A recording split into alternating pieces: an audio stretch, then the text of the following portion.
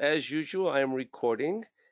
And if you remember last time that we started with iMachining, almost all of it was I dedicated it to the PowerPoint, just explaining and going over it, showing the benefits. And I started a little bit just showing in the program, but I want to actually concentrate more on the actual use of iMachining and also programming with it. So again, I'm going to start from the beginning, but there are certain things also in the beginning that's very important to note. So I'm going to start a new project. So I'll go to New Milling. This we all know about, so I'll go pretty quickly to it. And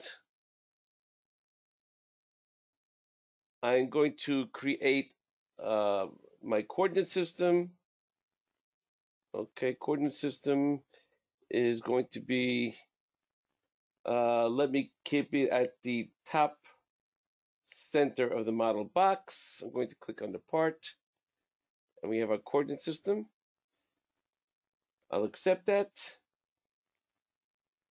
And in my case, if you remember correctly, I usually have my stock and target automatically done, where my stock usually is 2 millimeters on all sides of X and Y, and Z plus is 1, and Z minus is 6. Okay. Now, what we need always for iMachining is what we call the iMachining data. Okay. Now, what do we need in iMachining data? Well, the first thing I mentioned to also last week, one of the things is we call the material. So let me just pick any material right now from the list of materials that we have here. Let's say, for example, I'm going to use, I'll use this aluminum over here. Okay, I'll use this one over here. Okay. Now we have machine database, and on purpose, I did some deleting in my database, and I have absolutely no machine in here. So what I want to show you first is exactly creating a machine for iMachining. And today it's actually a lot easier than it was in past years. And how do we create it? First of all, I'll go to Edit iMachining Database. And as you can see over here, we have here a database of machines and then materials. If I click on open up the machines, you'll see I have something called defined by VMID. Defined by VMID is that I'm going to create a machine, a database for the machine, that it connects itself with any VMID. The VMID, by the way, is defined over here on the very top. Whichever one I'll be using, it's defined by whatever's there. Okay, so I don't have to do it all the time. Let's see what I mean by that. If I open this up again, if I right click on defined by VMID, I'm going to add a new machine. I'll give it a name. But before I give it a name, let me leave that blank for a moment. Let me explain what's going on over here. All we are saying over here is that the feed, it takes basically into account the feed rates and spin rates. And you notice over here, it doesn't give a specific speed rate or a spindle, a spindle speed or feed rate. It just says what percentage of the capabilities of the machine being the VMID.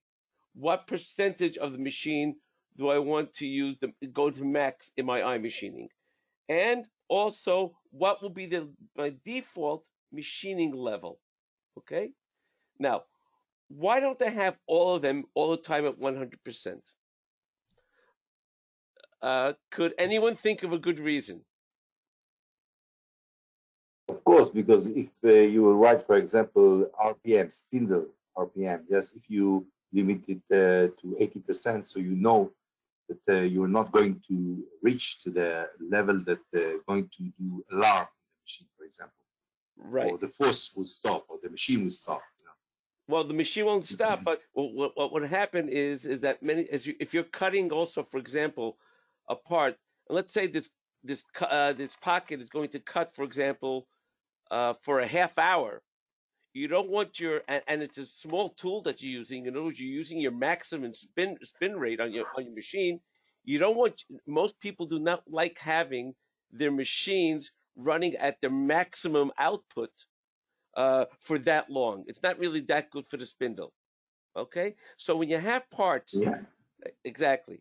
So when you have parts that say are running um, for a long time, you may want to have it at a lower spin rate. So what I'm going to do now is as follows. I'm going to create more than one machine. I'm going to give the first machine a name. I'm going to call it global, so you know it's for all machines. Okay, and I'm going to say 100. And I'm also going to write in here. Now, the name is something that just, you can name it anything you want, but I'm give it the name of what I have in here. So I know later on when I see it, what's in that global setting. I'm going to say level 6. Okay. And now save and exit. Okay.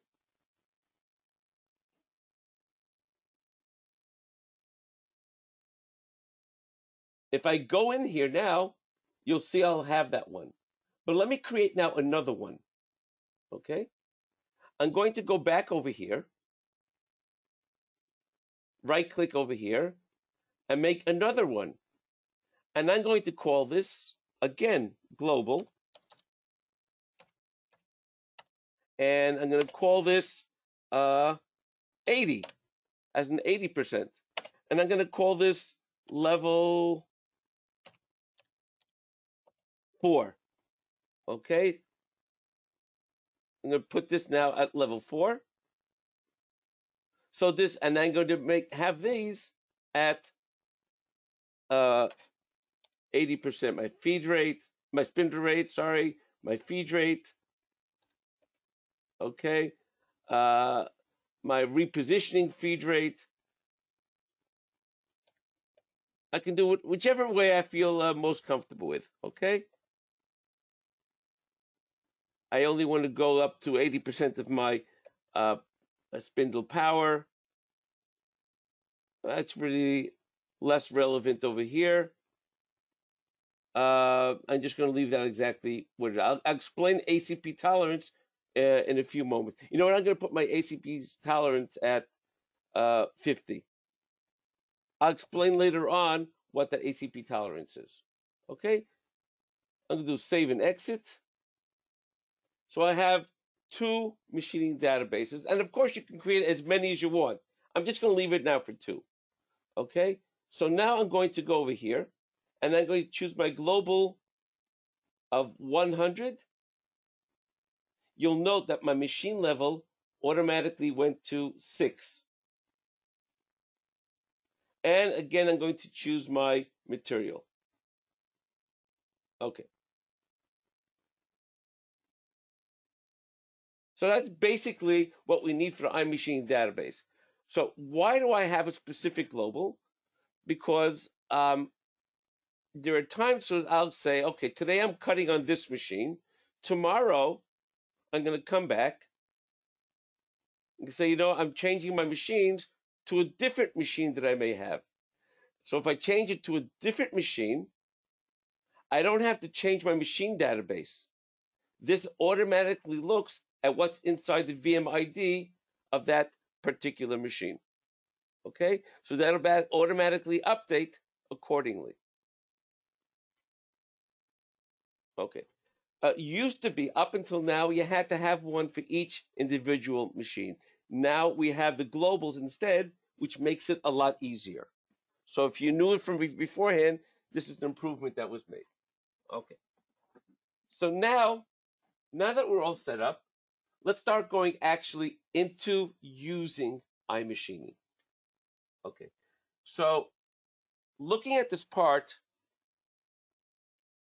forget the face mill for now. Okay. Forget about face milling for now. What would be the first operation you'd like to do?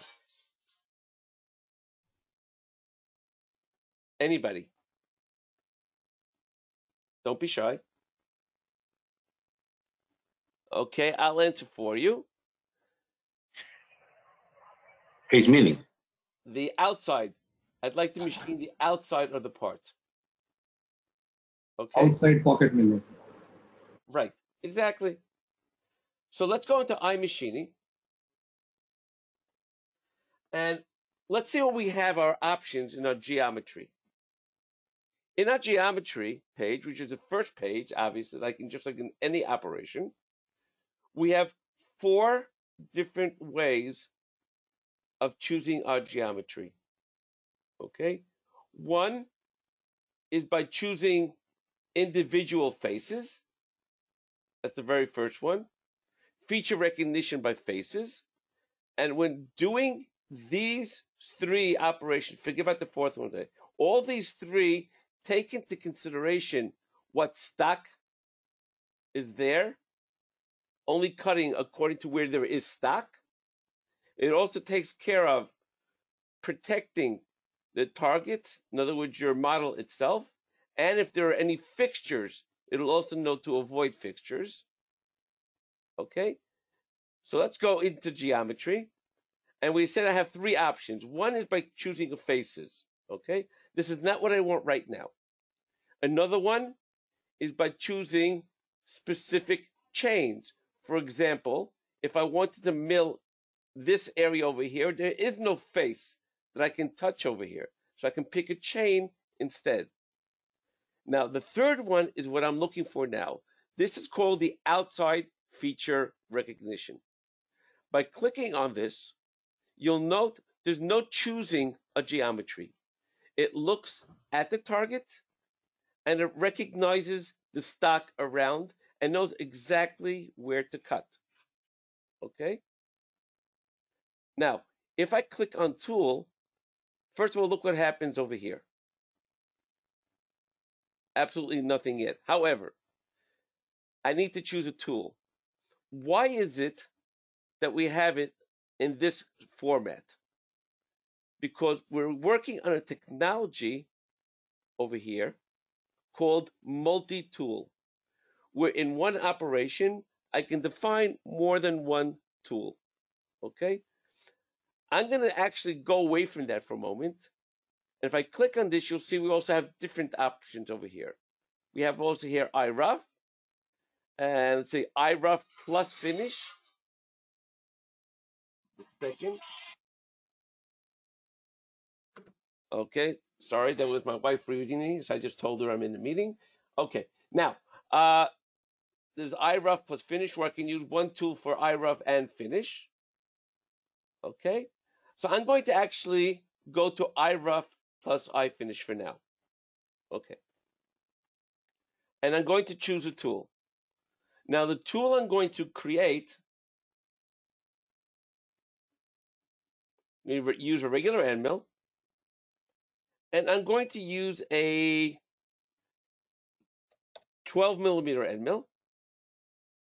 Shoulder diameter, I'll leave that at 12. Arbor diameter, I'll also leave that at 12. The total length of the tool, say it's 120 millimeters. Outside of the holder, I'll leave it at 60. Shoulder length, I'll leave that at 30, and my cutting length will be 24. Obviously, you do it according to what your tool actually is. This over here, cutting length, is very important because this later on helps us decide the iMachining wizard uses this to define the depth of the step. Okay, so I'm going to leave it at 24. Number of flutes, I'm going to put it at 3. Okay, and I'm going to accept that. Okay, now what you see on your screen right now, it's showing you exactly what is going to be cut. Okay, not only that, it shows you your upper level, 1 millimeter. It's starting from 1 millimeter above the part. Why 1 millimeter? Because I still have 1 millimeter of material on top. okay? And it's going to minus 40, as you can see over here. It shows it on the screen. If I go into my levels, you'll see that as well. You see my upper level, it automatically goes according to the stock. And my target depth goes to the bottom, is a depth of 41 millimeters. The 1 millimeter above plus the 40 that's over here. If I want to go a little past the part, I can say also delta minus 0.5. Okay, you can see also on the side that's going down past 5 millimeters. Okay. Technology with. Sorry, go ahead. Sydney, I have a question. Sure. Who picked up now the block, the material? It's made automatically because you can make it much smaller. I mean, into same material. But just for example, who need to decide it? The CAM? Well, okay. Did it by itself? When I created my stock, it's looking at what I did for my stock. Okay, I created stock that was a block, correct? Yeah, but you can locate the part in a different way in the block. You understand? That's very true. I can also, I could have created my home position where the part was turned 45 degrees, and then it would have turned the part. That is very true. Yeah. That's very true. Okay, you're absolutely right. There's like I said, there's millions of ways, and true. I can see that you've worked on a machine because you've automatically realized that. True. If I was working on a machine, I would take that into account, and especially if I was the owner of a shop, I would want someone to work that this way. I have to order smaller material. Exactly. Sorry, I have a question. Sure, go ahead. Sometimes happen that we have a step file of the finish part and the step file of the of the rough material, and I have to use the stock that I have in the step file. So how can I use the drawing of the step file as the stock material? Okay, remember that question, please. Okay, good enough for me to show it to you. I have to go out, so I'm going to remember that question, and I'll show it to you a little later, okay? Okay, thank you. Okay, good question, though. Okay, technology. So now that we have our levels, let's go into our technology wizard. Okay. Now, our technology wizard, what is it showing us? One, my default machining level, which I set at 6. Okay. It's showing me that it's going to go down in 2 steps. So step down automatic. So it figures the automatic according to what the capability of the tool is. Okay. So for example, the cutting length of the tool. This is 41 millimeters over here. The cutting length of the tool was 24, right? So it's breaking it up into 2 even steps. Okay. Technically, if I want, I can also do user defined. If I want, I can go to user defined. If I left it here at 1 step, let's see what happens if I leave it here at 1 step. It still has to do it in 2 steps. Okay. If I were to put this, say, at 3 steps, I want it to work in 3 steps instead. So it's showing me, first of all, 3 steps, how much each step is going to be. And it's showing me my ACP. If you remember from last week, I explained a little bit about ACP. ACP is the actual contact points on the teeth of the tool. If you remember over here, every single time the flute goes around. Yeah, width of cut. Right, exactly. Exactly. So we have, this is actually a pretty good one because it's pretty close to a whole number. Okay. But sorry, if I want to change it, if I can pick up from our portfolio, for example, the tool that can take 1.5 millimeter, for example, okay, and I want to change this ACP. To what? You want to change the to ACP? Different, yeah. Okay, so changing the ACP can be done in several ways. One, by changing the number of steps. Okay. 2, I can do it. changing Or you can change your tool. Okay, let's say your tool had a different angle. Let me go back to my tool itself. Okay, we'll go to select the tool. And my mistake, I kind of skipped over this. We have iData. And in the iData, I'm showing the topology of the helix angle of the tool as 45. Let me change that to just 38, for example. Okay, 38. Okay, if I go into a technology wizard now, you'll see at automatic it had changed. Okay, to keep it ACP pretty well over here. But then at the bottom, it's left with 9 millimeters, and that isn't too good. I can always change this. Okay, let's say I did with this with three steps. Okay, I can do this also with 2 steps, which is 1.28, which is pretty good. 1.28 is actually pretty good.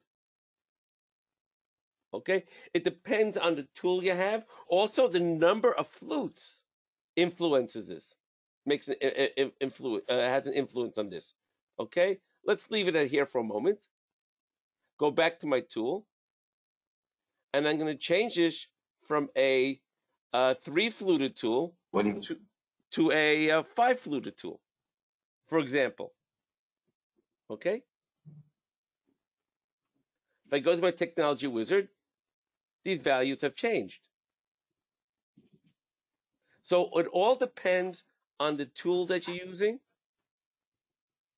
and and if you want to do it instead of automatic and use user defined, you can influence it that way as well. Okay, this is the best because sometimes we have tools that we know the capability of the tools. You understand? Yes, exactly. In our performance, so we can change it. Okay, now I see the button now. Okay.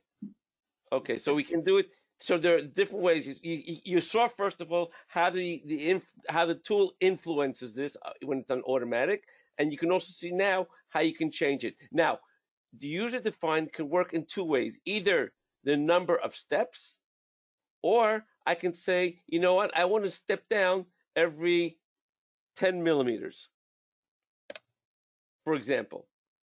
Okay, so now it's showing you it's going down 5 times altogether. Okay, 4 times at this, and then whatever's left over here. Okay, I'm just going to leave it now at automatic. Okay, I want to go back to what I originally had, because maybe I'm old-fashioned, but when I worked on a number of flutes on aluminum, I used to like working with 3-fluted tool. You're right. And usually the helix angle is a little more like that. Okay, but you guys know better than me, so if I'm wrong, don't tell me. Okay, okay. So like I said, so I'm back here with the way my automatic is over here. Okay, now we have it at level 6, and it can go up to level 8. Okay. We found that sometimes with aluminum, or really these type of materials where it can really go quick, even 8, sometimes I can go even more aggressive than 8. So how do I go more aggressive than 8? Okay. There's something here called modify cutting conditions. That's in the technology wizard. If I go to modify cutting conditions, first of all, you see material I'm working on. You can see you can influence different things in different ways. It shows what the maximum chip thickness is. I can influence it in different ways, but I'm not going to go into that for now. What I wanted to show you is something called turbo mode. If I turn it on turbo mode, it'll take whatever the values are, okay, and up it by, I believe it's like 25% of what I would have gotten in my normal a machining level of 6. Okay? So just for information. And when people first start out, I'll tell them, wait with the turbo mode. But I can tell you now, almost always, with aluminum, you can almost always work with turbo mode. If your machine is in good condition, you're holding the part well, it's important that you're holding the part pretty firm. Turbo mode will work beautifully over here. Okay. Now let's go into technology. There's really not much I need to do here, really. At this point, I can actually do save and calculate, and that's it. But let's just see what's here so we can know this. First of all, you have your wall and island offset. You notice it's grayed out because we give it as a default. If you want to put your own, you can just open up the field and then put in your own values. I'm going to actually make a little change over here with the floor offset, and I'm going to put it at 0. Why? Because there's nothing over here. Means that you're going to mill it to the finish. Right. Right. On the floor. Right. Okay. Okay. But I'm not even going to use it, but then I'd be using an extra step for the finish on the floor, and I don't need it. And it's because there is no floor over here. It's the outside of the part. There's no floor. Okay. Okay, there are other issues. Very rarely do people not use climb cutting. Okay? Most of the time you use climb cutting. Okay? There was a request in certain areas to make it the possibility of doing conventional or climb with zigzag, or conventional zigzag with certain materials they find working that way. Just know that these options are available. I almost always use it on climb cutting. Okay, let's just do now a quick save and calculate. When I do save and calculate,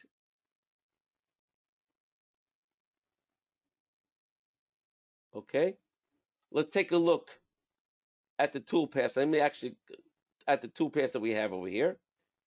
Let's take it actually look from the top. You can see that it's doing almost like a tricordial cut in most cases. Okay, let me actually do simulate. You can see this a lot better.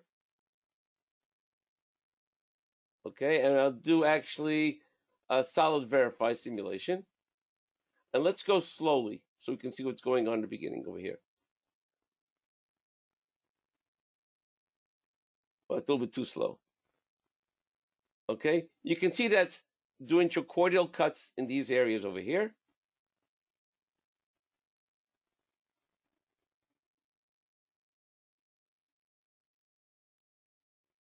Okay, now, hold on a second. It's starting to also move in to the part itself. Doing a little tricordial cuts in those corners over there. Let me go over here and let it run on its own.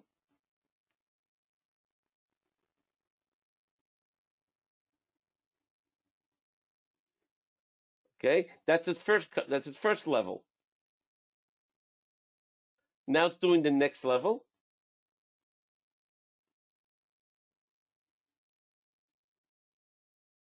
Sorry. Okay, and now we go back over here. You need to finish it. You need to finish. Right. Since it's still doing the bottom level over there, it's finishing those corners.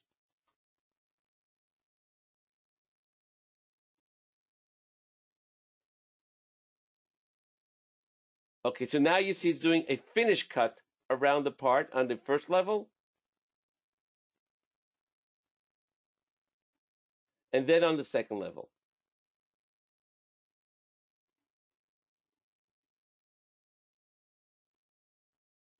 Okay.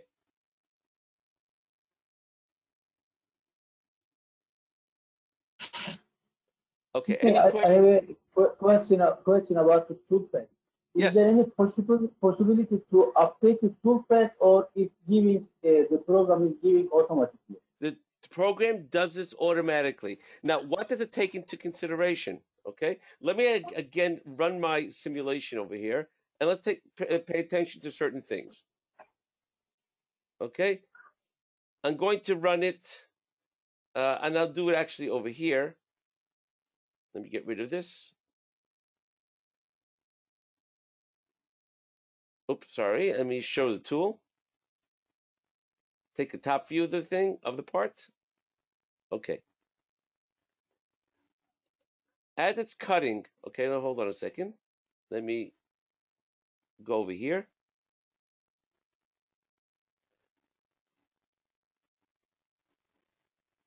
Okay. You'll note the engagement angle of the tool, and it's constantly changing. And I also want you to look at the feed rate as it's running. Okay? You see the feed rate is changing. Okay? That's what's keeping the constant load on the tool. The fact that maybe going in deeper in certain areas, when it gets deeper, it goes slower. When it gets shallower, it goes faster to keep a constant chip thickness on the tool. Okay? We create this, we control the tool pass over here.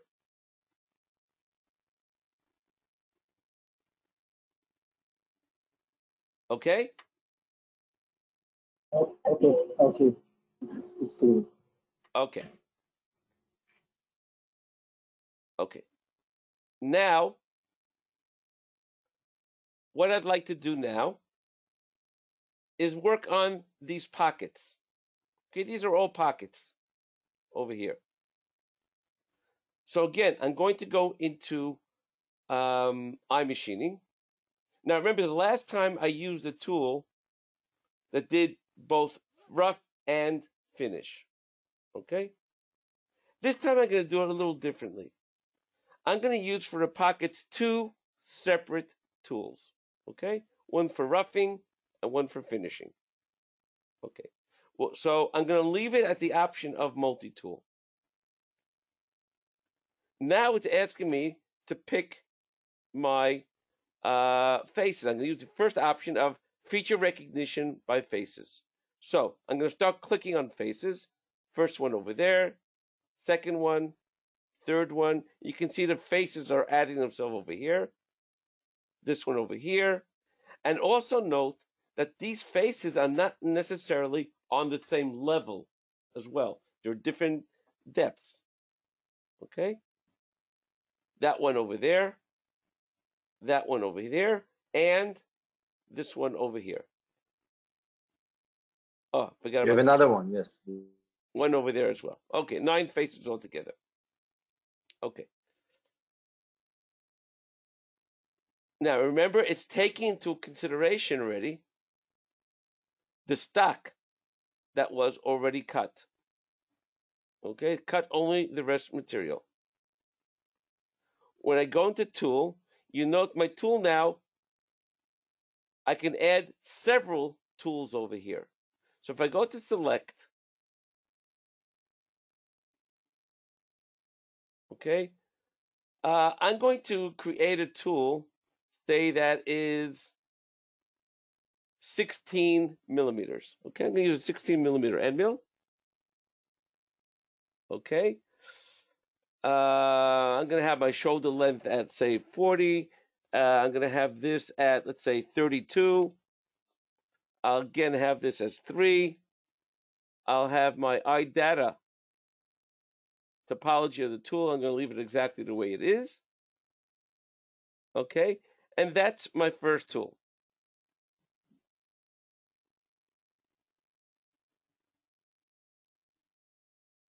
Okay. You see I have my first tool here. And you also see on the part already a preview of what's going to be cut. Every area in itself. This one is up to -10, this one's up to -15, and so on and so forth. Okay, this one over here is -8, and again starting from 1 millimeter above the part. Now, you can also see that I can decide over here if I want the tool to do a finish on the wall, on the floor, or both. Right now, this tool is only going to be doing a rough cut. Okay, I'm going to select now a different tool, second tool. I'm going to take the very first tool I had before, the 12 millimeter end mill. And for this end mill, I'm going to say, I'm going to use this Finish for both wall finished and floor. wall and the floor. I'm just going to use two tools. That's it. That's all I want to use. Okay? When I go into my levels, you'll note the following. Since this is several different levels over here, okay, we have here something called, it automatically put itself into a spot called variable levels, where it can have defined more than one level per chain. So you can see we have all our different chains over here, and each one the proper depth with the upper level as well. Okay?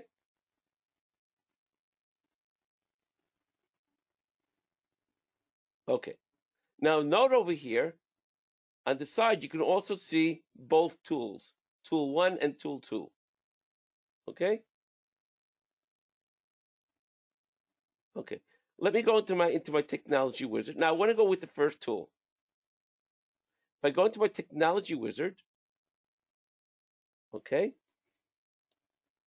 this is doing a rough cut. Okay, we know that. You can see exactly what's happening over here. Let me go into my technology. Now, by the way, I can set different settings for each tool. I can say T2, I want it at machining level 6, okay? And I can say T1, I want to have it machining level 6 with turbo mode, okay? Or just the opposite, whichever way. It doesn't make a really difference. I'm just showing you that you can do it. You can make different settings for different tools. It might take, now, the first one was a rough cut, okay? If I go into my technology, you'll see there is no finish here. The finish is not, it's not, there's no possibility of doing finish. I just have my offsets over here. If I click on the one that's doing the finish, let us switch over for a moment. You'll see that I'll have all my finish options. You'll see that my floor is checked. Okay? And I can work with compensation also, if I want to have compensation on my final pass. Okay? Different types of options. Now, there's something else here that we should note. Finishing on the floor, there are two different styles of how to finish on the floor. Now, if you all remember the iMachining pattern, okay? The iMachining pattern is sort of a spiral trapezoidal type of cut. And when you're looking at a finished floor, many people don't like the way it looks. Okay? It doesn't necessarily look as nice as people like it to look. Okay? So for that, we have two options. We have either contour or iMachining. iMachining is, we'll do it exactly the way I just said it. If I do it into contour, then it'll do your typical contour cutting from, going in step by step, your typical pocket type of finish on the floor. And you can control over here your overlap. Okay. So now let's do a save and calculate. And I want you to know what happens over here in the CAM tree. Okay. It's starting to calculate its toolpath. You'll note in the CAM tree, it created two separate operations, one for each tool.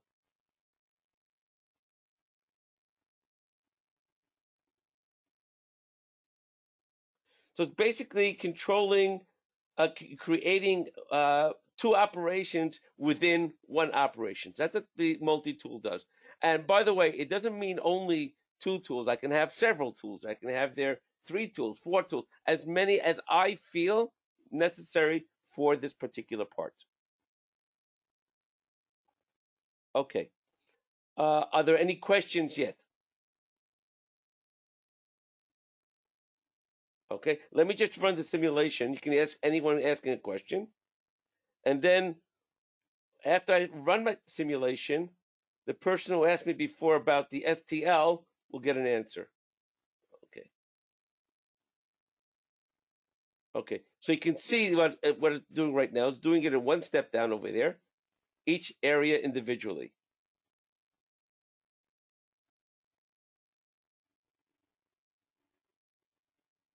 And then doing the final finish cut.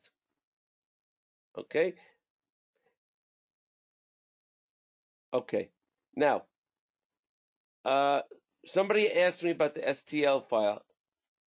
If I go to, at this point, when I finish the stock, this is showing me the file over here.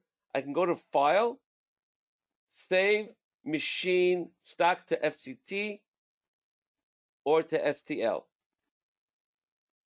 Okay? Let's say I do it to STL. I'll put it wherever I want to. Let's put it in, let's see. I'm going to put it, let's see, back. Go back one more. And over here, I'm going to create a folder called STL stock. Okay. And I'll call this rough. Sorry. Whatever name I want to give it. Okay. Okay. Sorry.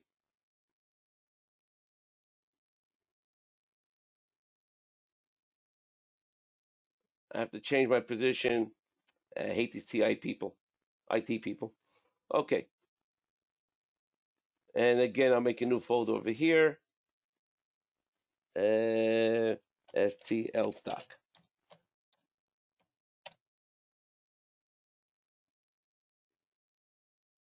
And I'll save it here. Okay. So I have my STL. Now I can use this now when creating a new operation, a new part, based on the same part, okay, somewhere else, and using the same home position, I can use that STL file over there as well. Okay. And how do I use that STL file? If I go to my stock, okay, we have here defined by box, is the way I did it. If I open this, we also have defined by STL. And then I can use that STL file for the stock. Okay. Now remember, this what I'm doing today is, like always, is being recorded, so you can go over this later on and work on it on your own also as well. Okay, so let's get back though now to what we were doing before. Okay, you'll note that you can see the rough cuts on the part, the tool pass from the roughing, and if I show the tool pass for the finish, you can see already that the tool passes over here is more like a racetrack style instead of an iMachining style. Okay? Because I use the option of contour. If I were to go back into here, okay?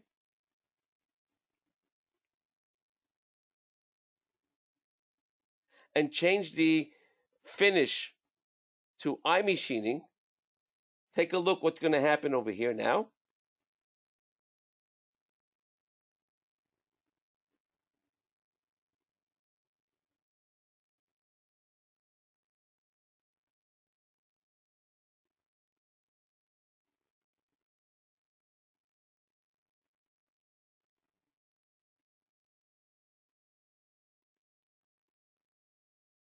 Okay, you can see now the difference in the tool pass.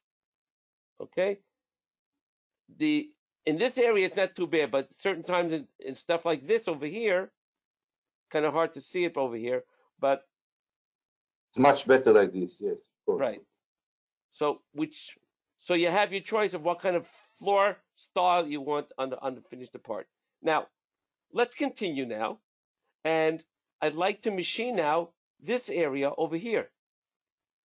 Okay, so go back into iMachining. This time I don't have the option of picking a face.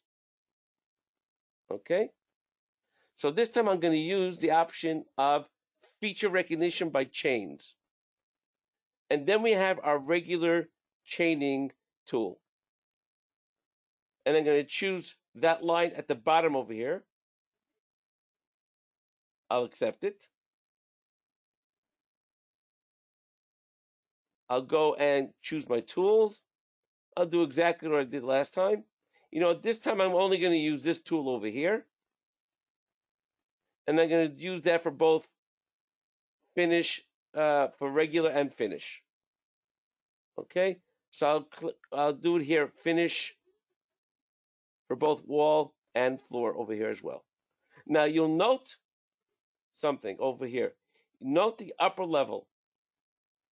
The upper level was automatically picked up where the stock is. 7.9920 is basically 8 millimeters. Please find me the 8 microns. Okay. And of course the depth that it has to go. If you notice the level itself, exactly where it's supposed to be. Okay? So it knows to work only from this level down. Okay? Do save and calculate. And you can basically see what it does over here. Okay. So those are the 3 main ways of choosing geometries. Now, let me go back into here just for a moment.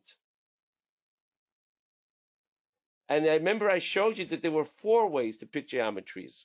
Okay? 1, 2, 3, and the 4th way. The 4th way is the way I like to call it the classic way. Why call it the classic way? We don't like using old-fashioned way. We use classic. This is the way iMachining used to work before we had the options of stock and target fixture protection. If I were to choose this, okay, you'll note that all of this is not checked. Okay? It is not checked here. Whereas the other options, say this one over here, these are checked. These are automatically taken into account, as well as this. Okay? Today, the way we work today, you do not really need this one here at all. Okay?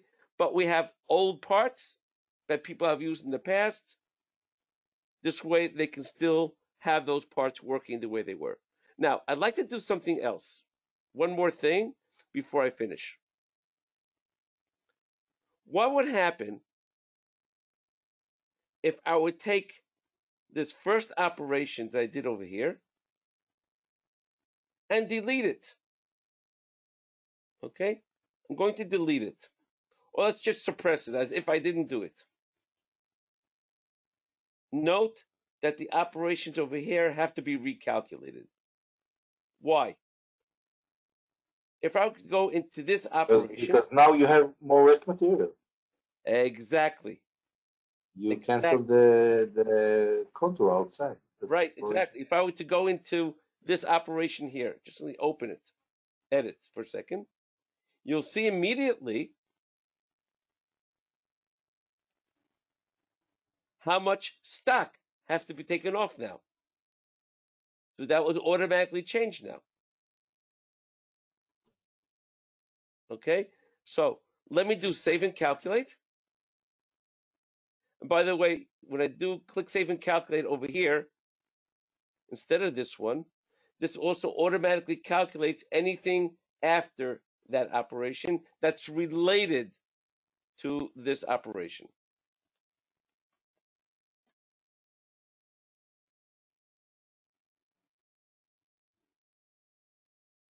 So it's very important. So you say that we need to click on the second icon, right? Well, you can click on this. Yeah. I can click on this one as well. This is save and calculate. But this one here says save and calculate with related operations. If I didn't click on this and I clicked on this, then I just have to go to this one and calculate that one as well. So this is saving me time of having to calculate all of them separately. Okay? So now if I were to run my simulation, okay? Solid verify. I'm just going to do it on the very first one.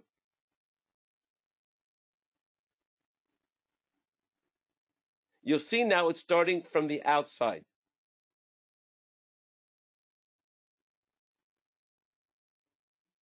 Okay? So that's an important issue to also note. The fact changing anything over here as far as what it cuts first affects the rest of the operations as well, because you're updating the stock, so that has to be then recalculated. Okay. Are there any more questions?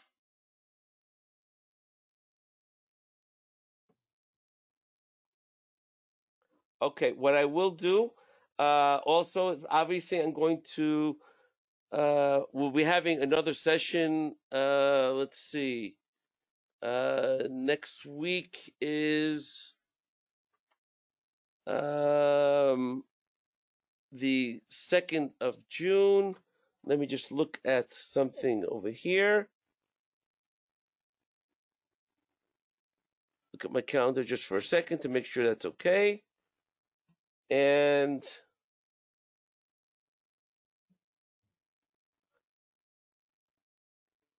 Sorry, maybe you have already answered to my question, but I do not understand how to handle two different step files. One for the finishing work pieces and the other one for the okay. Well, let me ask you something else. Why do you want to use it? Why do you want to save it? Oh. Because normally when we work, we receive from the customer the finishing part, right, and the rough the rough material. Okay, so not always is by block or something like this. Okay, so what we can do, by the way, kind of forging part. Okay, so what you can do, by the way, even without saving STL, as I showed you, right? Let me just go back over here. I'm going to unsuppress it. Specifically, I want to do this for. There's a good reason why I want to do this. I'm going to go over here and just calculate these, and you'll see in a minute what I'm going to do. And I'll give you a hint already. You see here where it says, shows you updated stock? This option here?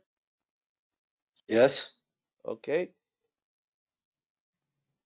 Keep an eye on that. The moment this finishes calculating, I'm going to show you something very interesting about that. Okay. If I click on updated stock, what it's doing me,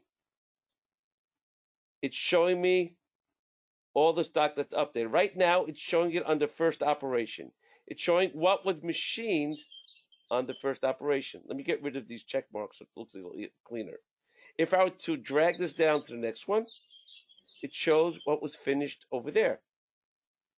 Drag this down to the next one, it shows what was finished on that one. Drag this down to the very end, it shows that the middle over here was machined down as well. So you don't even have to save the STL file as you showed it. All I need to do is click on Update Stock, and then just drag this along, and you can see exactly what was done. Now, if I right-click on this, I can say Include Current Operation. If I unclick that, it's showing me how it looks before I machined that operation. Include current operation, it's showing after that operation. So I think that can help without having to go ahead and starting to save STL files and those kind of things, okay? Okay. Okay. Also, STL files usually are pretty heavy in general, I think. I may be wrong. Maybe I'm not. But yes, you're right. Okay. So if you don't have to create an STL file, no need for it. Okay, if you want, you can. But as I said, though, you can at any stage create an STL file. Not only that, if you notice, if I right-click on this, it'll also save what I'm showing here also as an STL file. Okay. Thank you. Okay, you're welcome. My pleasure. Okay, that's it. So we're going to have our next one next on June 2nd. If there are any changes, obviously I'll let you know, and I'll send out an invitation as soon as I can. And of course, I'm going to send the link to the recordings together with the part that we did over here. What I'd like to do next time, if we do have a chance, go maybe a little more into certain things of iMachining as far as the options, and I'd also like to also touch upon iMachining 3D. Okay. Okay. All right. So take care, everyone. Have a great weekend. And for anyone here in Israel, have a nice holiday. We have a holiday on tomorrow evening through Friday. Happy holidays. Okay. Holiday. Bye. Bye-bye. Thank you. Thanks a lot. Bye.